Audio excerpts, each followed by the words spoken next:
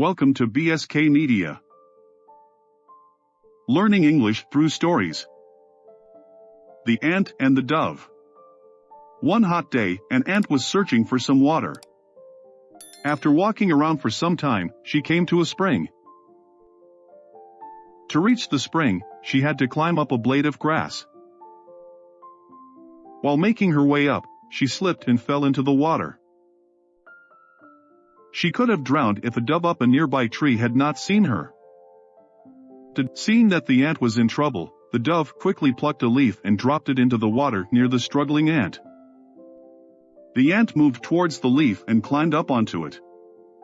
Soon, the leaf drifted to dry ground, and the ant jumped out. She was safe at last. Just at that time, a hunter nearby was about to throw his net over the dove, hoping to trap it. Guessing what he was about to do, the ant quickly bit him on the heel. Feeling the pain, the hunter dropped his net. The dove was quick to fly away to safety. Thanks for watching. Please click subscribe to get more videos from my channel.